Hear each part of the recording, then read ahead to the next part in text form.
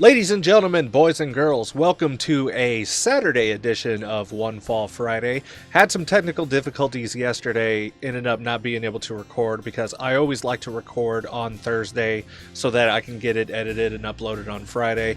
That way I'm waiting to the very last minute until everything's done, all the shows are done, and I can think about what I want to say and try to structure it and get it recorded. But fate decided that I wasn't going to record yesterday, so I'm recording today. And I could not miss out on this upload because, my God, there has been some controversy this week.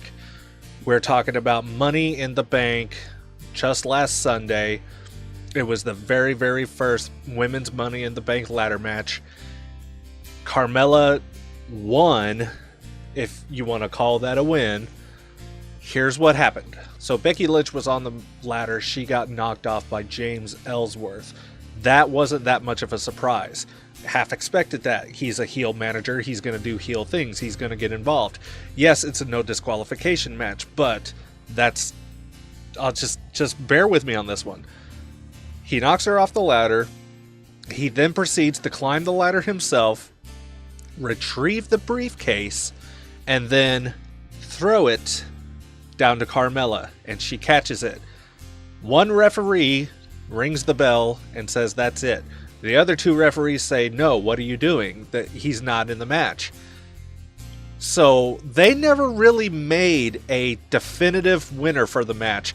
James just comes down, grabs the microphone and says, here's your winner, Carmella. And they played her music and she left. And so we were just like, well, I guess she won. But really, she didn't win, and here's the reason why she didn't win. The person that climbs the ladder and takes the briefcase off themselves is declared the winner. They have to claim the briefcase to be the winner. That's the case in any ladder match. If it's a title match, you have to get up there, grab the title. And if it would have been a lot better if this was the ending that they really wanted to have, then why not save it for the second or third, maybe even fourth women's Money in the Bank ladder match? You build up this match to be so historic and so, like, changing the face and landscape of women's wrestling. You know, they're getting their chance to do what the men do. But Carmella needed a man to help her win. It just left a bad taste in my mouth, and I'm fairly positive it left a bad taste in a lot of people's mouths. There was a lot of people talking about this. There were a lot of people saying that this was wrong. There was a lot of people saying that, no, this is the right thing. WWE did the right thing. They're supposed to generate heat for the heels, and that's what they did. Maybe. I wouldn't say necessarily the heat was going towards the heels like it should have been. It wasn't Carmella's fault. I half expected Carmella to win this match. She was doing really good up to this point. But my problem is that she didn't get the briefcase herself. Not only that, but she really didn't sell a whole lot in this match.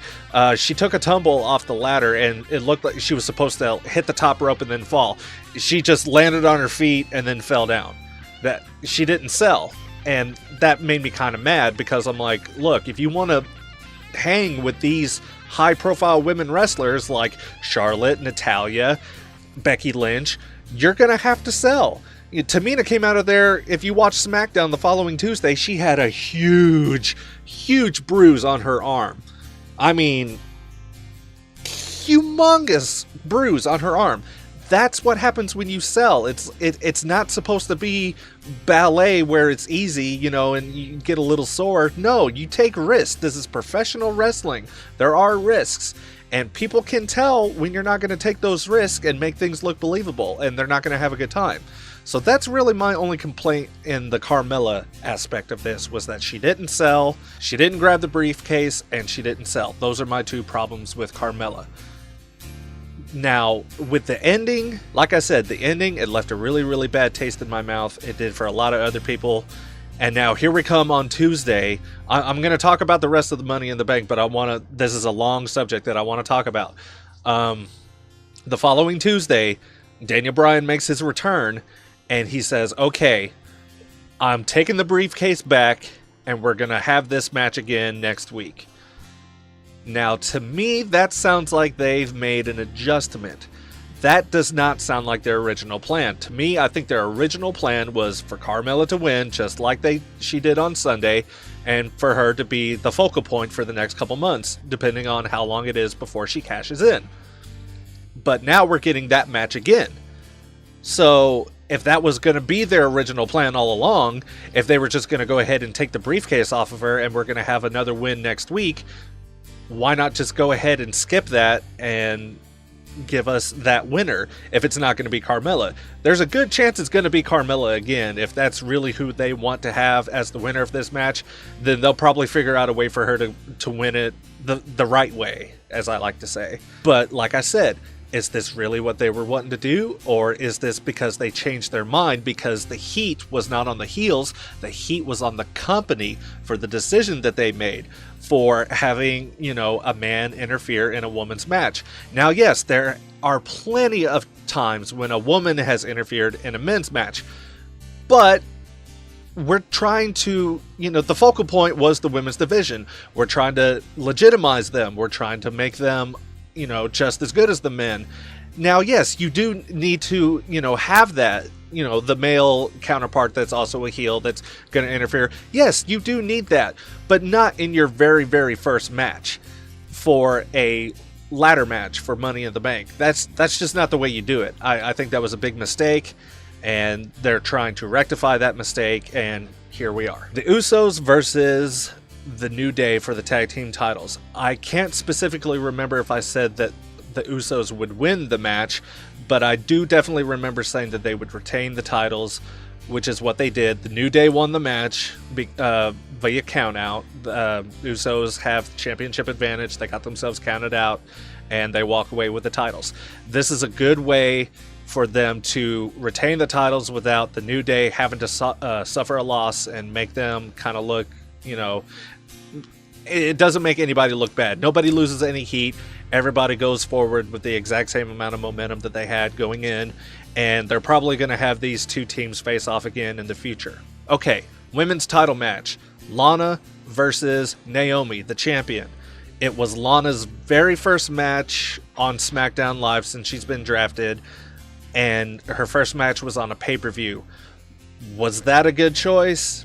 Probably not. I mean, Lana didn't look terrible out there by any means, but she still needed a little bit of work, and a lot of it might have been nerves. Like I said, this is her first match on SmackDown Live since the draft, and she's starting off that first match on a pay-per-view, on a big stage. I would have had her wrestle maybe one or two matches the week before just to get her good and warmed up.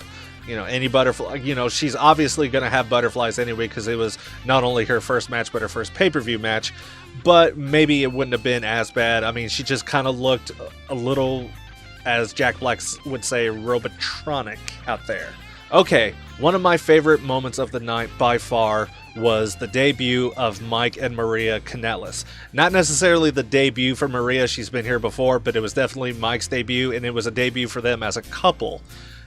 They have a lot of heat coming into WWE. I never really watched anything that they did in Impact or in New Japan, but I heard a lot about them. They were all over the place. People were talking about them, so I expected a lot, and I had heard rumors that they were coming over, and I was like, okay, cool, let's see what they got.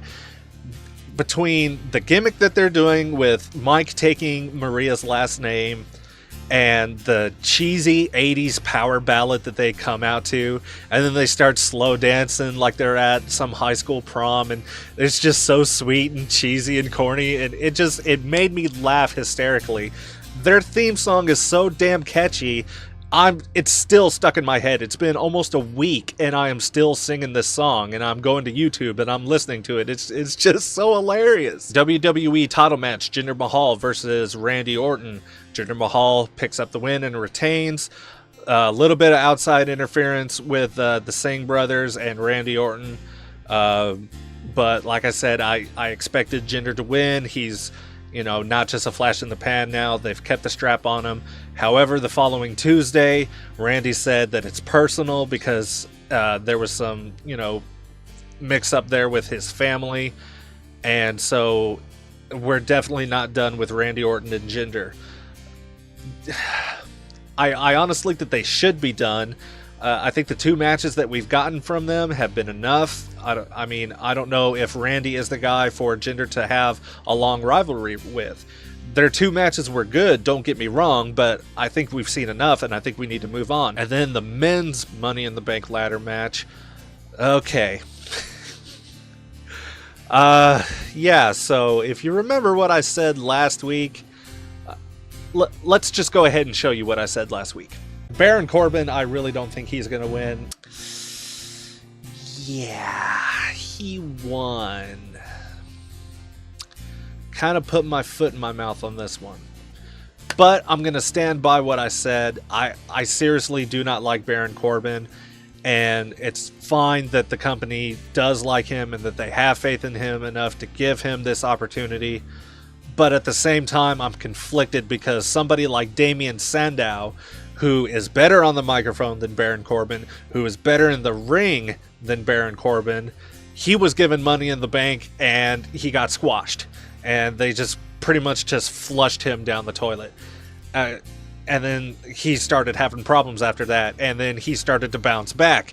He was the Miz's stunt double and people were loving that. And then like, no, you can't be popular. Let's don't pay no attention to that man behind the curtain. If they're going to do that to someone as good as Damien Sandow, then they better have Baron Corbin not win in his match. But he probably will, just because I don't want him to, because that's how life works. Okay, so that's going to wrap up this week's One Fall Friday / Saturday.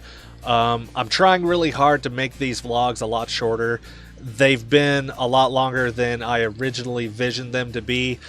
It's just that sometimes I have a lot that I want to say, and I don't want to come off the wrong way, or I don't want to leave anybody out, because anybody that has a match on TV, they deserve to be talked about. They really, really do. They work hard, and I don't want to disrespect them by not talking about them, but at the same time, these vlogs are just going on way too long, and I need to make them shorter just because that's how I think they should be. I don't want them to be 15-20 minutes long. Nobody wants to listen to me ramble that long about wrestling. I'm trying to keep it maybe 10 minutes or under, but I think I did pretty good this week. We'll have to see whenever I'm editing this. So anyway, thank you guys very much for watching this episode. I'll be back later with another video. Hope to see you there. My name is Dave, and I am the One Man Rave. See ya!